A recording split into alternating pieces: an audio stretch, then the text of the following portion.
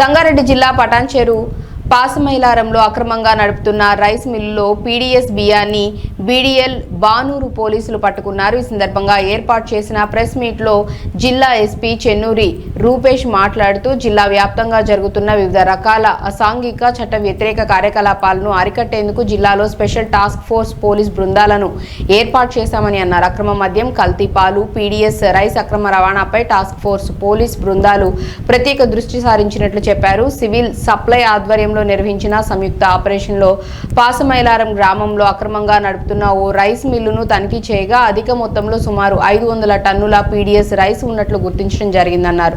Bodhan town Nizamabad జిల్లాకు చెందిన ప్రభాకర్ రెడ్డి అనే వ్యక్తి కొంతకాలంగా రైస్ మిల్లును నడుపుతూ ప్రభుత్వం నుంచి వడ్లను కొనుగోలు చేసి తన రైస్ మిల్లులో వడ్లను ఆడించి ప్రభుత్వ పంపిణీ పీడీఎస్ రైస్గా మార్చి ఎఫ్సిఐ గోదాంకు పంపించడం జరుగుతుందని అన్నారు. మరియు సివిల్ సప్లైస్ ఎన్ఫోర్స్మెంట్ వింగ్ నుండి ఒక సంయుక్త ఆపరేషన్ చేయడం జరిగింది. సో దీనిలో ఈ పబ్లిక్ డిస్ట్రిబ్యూషన్ సిస్టమ్ ఏదైతే పౌర సరఫరాల శాఖ నుండి వచ్చే బియ్యం ఏదైతే ఉంటుందో దాన్ని ఇల్లీగల్గా తీసుకొని సేకరించడమే కాకుండా దాన్ని మళ్ళీ ఒక అఫీషియల్ వేలో దాన్ని ఇక్కడ మిల్లింగ్ చేసినట్టు ఒక ఫేక్ బిల్స్ తయారు చేసి ఫేక్ ఈ గన్నీ బ్యాగ్ల మీద కూడా ప్రింటింగ్ కూడా ఫేక్గా చేసి మోనోగ్రామ్స్ అన్నీ కూడా చేసి రాష్ట్రంలో ఉన్న వివిధ ప్రాంతాల్లోకి పంపించడం జరుగుతుంది. సో ముఖ్యంగా ఇక్కడ ఇందులో మెయిన్ అక్యూజ్డ్ వచ్చి ప్రభాకర్ రెడ్డి అని ఇతను నిజామాబాద్ బోధన్ జిల్లాకు చెందిన ఇతను రైస్ మిల్ ఉంది.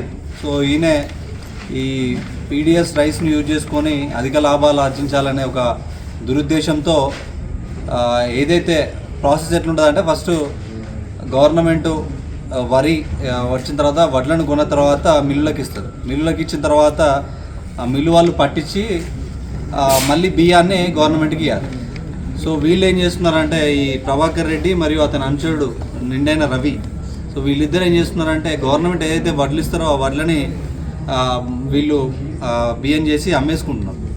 దాని తర్వాత ఎప్పుడైతే గవర్నమెంట్ మళ్ళీ ఎఫ్సిఐ గోడం నుండి మళ్ళీ ఎందుకంటే ఇవ్వాల్సి వస్తుంది, మళ్ళీ ప్రజలకు పంచాలి కాబట్టి మళ్ళీ ఇవ్వాల్సి వస్తుంది. ఇవ్వాల్సి వచ్చినప్పుడు ఆల్రెడీ ప్రజల దగ్గర ఆల్రెడీ ఉన్న రైస్ను ఈ రీటైలర్స్ దగ్గర నుండి చిన్న చిన్న మొత్తంలో సేకరించి తక్కువ ధరకు సేకరించి మళ్ళీ దాన్ని అందరినీ వాటన్నిటిని కూడా ఇక్కడికి తీసుకొచ్చి దాన్ని రిఫైన్ చేసి ఆల్రెడీ అందులో చెత్త చెదరం అంతా ఉంటే మళ్ళీ తీసి మళ్ళీ ఒకసారి మళ్ళీ ఒక ఫిల్టరింగ్ చేసి జల్లడబట్టి దాన్ని మళ్ళీ ఫ్రెష్గా మిల్లింగ్ చేసినట్టు చూపించుకుంటూ ఈ గవర్నమెంట్ సీల్స్ ఏదైతే మోనోగ్రామ్స్ ఉన్నాయో ఆ మోనోగ్రామ్స్ కూడా ఇల్లీగల్, యాక్చువల్లీ వాళ్ళకి ఆథరైజ్ లేదు. ఇప్పుడు సపోజ్ ఒక ఆదిలాబాద్ జిల్లాలో ప్రింటింగ్ చేయాలి అంటే అది ఆదిలాబాద్లోనే మోనోగ్రామ్ ప్రింట్ కావాలి మిల్లులోనే. ఆదిలాబాదులో ఉన్న ఇండస్ట్రీస్, వరంగల్లో ఉన్న ఇండస్ట్రీస్ మిల్లింగ్ చేసినట్టు మన సంగారెడ్డిలో ఆ ప్రింట్లు తీసి దానికి ఈ రవాణాలో ఇబ్బంది కాకుండా ఒక ఫేక్ ఈవే బిల్స్ అని క్రియేట్ చేస్తున్నారు. అంటే పోలీసులు పట్టుకున్న సివిల్ సప్లై అధికారులు పట్టుకున్న ఆ బిల్స్ చూపించడానికి ఒక ఫేక్ బిల్స్, ఈవే బిల్స్, అంటే హైదరాబాద్ నుండి వరంగల్ పోవాల్సిన బియ్యాన్ని ఇక్కడ నుండి పంపించుకుంటూ ఆ ఫేక్ ఈవే బిల్స్ క్రియేట్ చేసుకుంటూ ఈ ఇల్లీగల్ బిజినెస్ని తయారు చేస్తున్నారు. సో దీనిలో దాదాపు 500 టన్నుల బియ్యాన్ని ఈరోజు సీజ్ చేయడం జరిగింది. సో దీని విలువ ఇప్పుడు దాదాపుగా 1,05,00,000 ప్రాథమికంగా నిర్ధారణకు వచ్చినాం.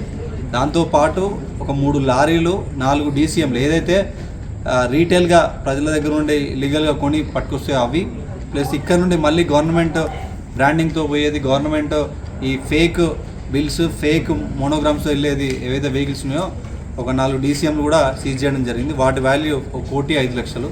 సో దాదాపు 2,10,00,000 విలువైన సీజర్ ఇది. సో ఇది స్టేట్లోనే one of the biggest seizure అని చెప్పొచ్చు. ఈ పీడీఎస్ రైస్ ఏదైతే ఉందో దీన్ని ఒక ఆర్గనైజ్డ్ క్రైమ్ లాగా చేస్తున్నారు దీన్ని. So already civil supply commissioner sir కూడా మాట్లాడారు. సో దీన్ని ఆర్గనైజ్డ్ క్రైమ్ లాగా భావించి, ఎందుకంటే ఏదైతే ఇప్పుడు వీళ్ళు చేస్తున్నారో ఒక క్రైమ్ని చాలా పద్ధతిగా ఆర్గనైజ్డ్గా, అంటే ఓ లేబర్ని పెట్టి దానికి ఒక ఇన్స్టిట్యూషన్ చేసి ఇక్కడ ఒక రైస్ మిల్ లాగా ఏర్పాటు చేసి ఒక ఫేక్ బిల్ని క్రియేట్ చేసి ఫేక్ మోనోగ్రామ్లను చేస్తున్నారంటే ఇట్స్ చాలా ఆర్గనైజ్డ్గా చేస్తున్నాం.